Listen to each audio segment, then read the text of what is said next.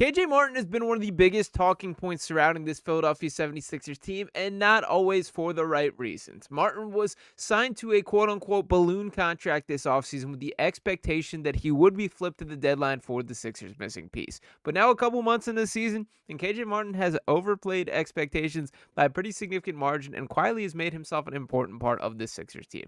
Unfortunately, the all-too-familiar predicament with this Sixers organization is injuries have played a factor, as KJ Martin now finds himself on the injury report with less than about 3 weeks until he is eligible to be traded. I want to break down how that changes the outlook for Martin and the Sixers team specifically, and why I think it's a little bit more complicated question than we initially expected. But to dive right into things, I'm going to start off with the report that the Philadelphia 76ers did make public here, saying, per Sixers official, and shout out to Dan Ollinger of the Rights to Ricky Sanchez here, saying, per Sixers official, KJ Martin underwent an MRI this morning that revealed a stress fracture in his left foot. He is out and will be reevaluated in approximately 2 weeks. Now, stress fractures are a pretty difficult injury to get a full feel of, but to kind of give an idea, it is not the most positive signs here. That when you type a little search into Google here, it says a stress fracture in the foot typically heals in 6 to 8 weeks, but healing time can vary depending on the bone that's broken and the severity of the fracture. So obviously, we don't know the ins and outs of what that X-ray looked like, and I do think stress fractures do fall under that category of every injury is a little bit different,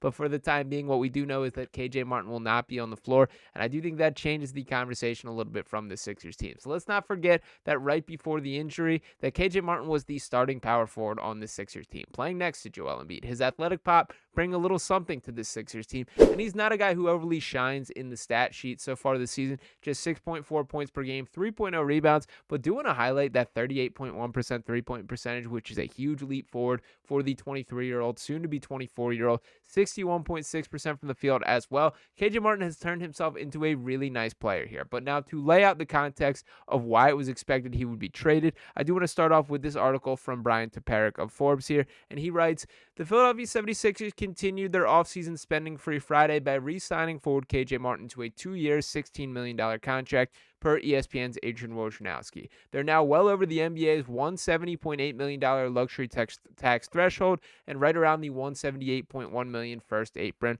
but they're still well below the $188.9 million second apron. If you're surprised by the size of Martin's contract, you can thank the NBA's new collective bargaining agreement for that. Under the previous CBA, there was only one apron. Teams above that threshold were allowed to take back 125% of salary that they sent out in trades plus $100,000. Under the current CBA, teams over the first apron aren't allowed to take back a single dollar more in salary than they send out. That's why the Sixers gave Martin the contract they did. In essence, he is now a human trade exception. So I want to make sure that this is clear to everybody that as the Sixers currently sit, and this is going to really be the situation for this era, this big three era with Embiid, Paul George, and Tyrese Maxey, that they're going to be a first apron team at the minimum. That means that they cannot take back more money than they send out in a trade. So as we get into mock trade season where everyone's playing with the trade machine, just know that that is the rules that they have to play by moving forward. But to bring this back to KJ Martin, do want to shout out Dan Ollinger of the Rights to Ricky Sanchez again, who writes two nice pieces here. Basically, he's talking about how the KJ Martin kind of context has changed. Now, he initially wrote this article when the Sixers were still 3-14, so I do think the outlook is slightly different, but do want to highlight this. And he starts off saying, actually, I want to start with this first one here. Yep. Martin entered the season as a perfectly fine player, but not one that you'd expect to be making the sixth most money on a team that fancies itself a contender. It was a balloon payment, i.e. the Sixers paid Martin more than what his on-the-market value was thought to be so that he could help them better match salary in a deal down the line. With the CBA that's ever more harsh to high-spending teams, having mid-tier salaries in the $8 to $10 million range is important for any team that wants to make a mid-season deal. But then, as has been a theme for the 2024-2025 Sixers, something weird happened. KJ Martin became one of the best players on the team. And I do think that's a little bit of a strong take here, but I certainly understand where he's coming from. And to highlight specifically what Dan writes, the Sixers, per Cleaning the Glass, the Sixers have won the minutes with Martin on the court by 1.8 minutes per 100 possessions. And in contrast, they've lost the minutes with him on the bench by 8.2 points per 100. He's not a prolific sharpshooter, nor does he want to break someone down off the dribble and get his own bucket. Rather, Martin is a perfect gap filler for a Sixers team that was showing a ton of gaps through the first month of the season. His off-ball feel is tremendous, cutting through the defense at the perfect time and relocating off-ball in subtle yet effective ways to make himself available outlet to his teammates. Per synergy, Martin is averaging a 1.591 points per possessions on shots coming off cuts, good for the 86th percentile in the NBA. Now, a guy that I think is an interesting comparison to KJ Martin on this Sixers team is Ricky Council IV. And why do I think that? Is they're kind of play the same style of basketball, but are polar opposites in the way that they approach the game. For Ricky Council IV, he's throwing stuff at the walls and seeing what sticks. That he's attacking the basket, creating content, rising up and trying to slam dunk as hard as he possibly can. When you talk about KJ Martin, there's some finesse to his game. That he is setting screens, making the right roll, being capable of playmaking for others there. He's never going to step outside his box as a player, and that's something that I've really grown to appreciate for him as a talent. And I'll also note what I think is probably the biggest swing scale for Martin specifically. He's shooting 54% on corner threes this year. That is an awesome output for a guy who I really think that will probably dictate his ceiling as a player. If KJ Martin can find what we're currently seeing, or what we know to be true, is he's very effective as a dunker spot type guy that can make those baseline cuts. There's players, Aaron Gordon I think is the best example of it, playing next to Nikola Jokic, but who have made careers and made themselves quite a bit of money just making those baseline cuts, being a plus defender. And for KJ Martin specifically, while he is not that big as a basketball player, measures in at 6'6", and frankly, I think that is a little bit of a generous measurement there. What he is he uses his athleticism to be able to scale up in size, to be able to guard guys that are significantly bigger than him, and makes a positive impact there. He is a lob threat. He brings a splash of athleticism, and he is a guy that at this current point is one of the few young talents that this Sixers team does have. And yes, I know there are the Jared McCains, the Dembonas, the Ricky Councils, Tyrese Maxey, I still think fits that category as well.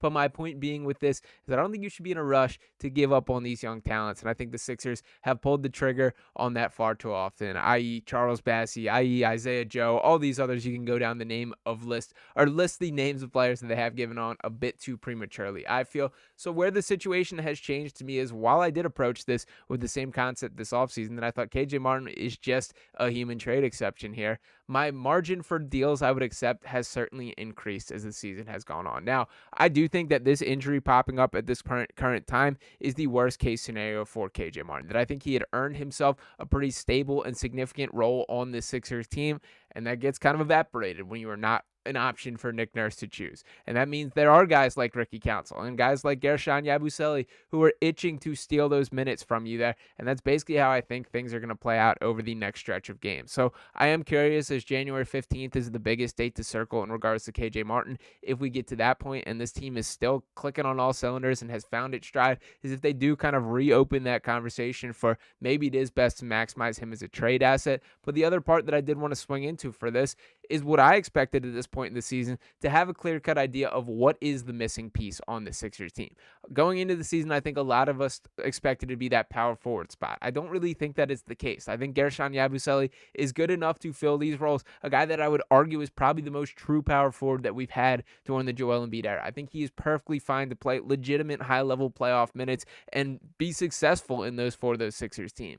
But what is the missing piece? I'm not sure we can fully assess that or declare that at this current time because of the limited sample size that we've had with this roster fully complete. We just have not seen enough games with Paul George, Joel Embiid, and Tyrese Maxey starting and finishing and playing together. It's going to take a longer stretch of time until we kind of have a feel for what is this team missing, and that further complicates this entire conversation. So to Daryl Morey right here, I'm not saying that you should not trade KJ Martin. If the right deal pops along, absolutely pull the trigger. I will not fight you too high on it. But where I'm at currently is I don't think you need to go out of your way to make sure this dude is moved on from. I think there is some positivity that he brings something to this Sixers team, and there is a skill set that I think is pretty comforting and an intriguing option that they have not really had. Having that level of athlete, that level of guy who has a high motor, is not ball dominant, is not a guy who needs his touches too much on the floor out there. He's a solid piece to have as an option. So if we're talking some Keon Ellis as a potential trade, yeah, you can see. I'll talk to you later, KJ. I'll see you in another uniform. But if this is just, a guy that does not move the needle, I don't think the Sixers should be rushing to get a deal done at this point in time. So still plenty of time until that January 15th date, which is when I think these conversations will really heat up to that point. And in all honesty, I think a lot of it's going to have to do with what the I guess motivation factor from the rest of the NBA is from the Sixers standpoint. We know that KJ Martin first came in that initial James Harden trade, but the prize of that entire deal was those draft picks. They're still keeping close to the vest right now. But I don't think that should be a rush to move on from them if the team continues to hum as it has been in recent games. Once again, 8 of the last 11 that the Sixers team has won, and I'm recording this prior to the matchup with the Jazz, so possibly 9 of the last 12 if things went according to plan in that matchup, but a lot more basketball to be played on the season. But I do want to hear from you guys in the comments. Where are you at on the KJ Martin conversation? I do think this has been sort of a talking point that's been all over the place there, so curious what the pulse is. Make sure you're dropping that below in the comments. As always, appreciate each and every one of you guys tuning in this video here. Make sure you're smashing that subscribe button if you have not already. Drop a like on this video here. I'll be back talking to you next time right here on Sixers Digest. Peace.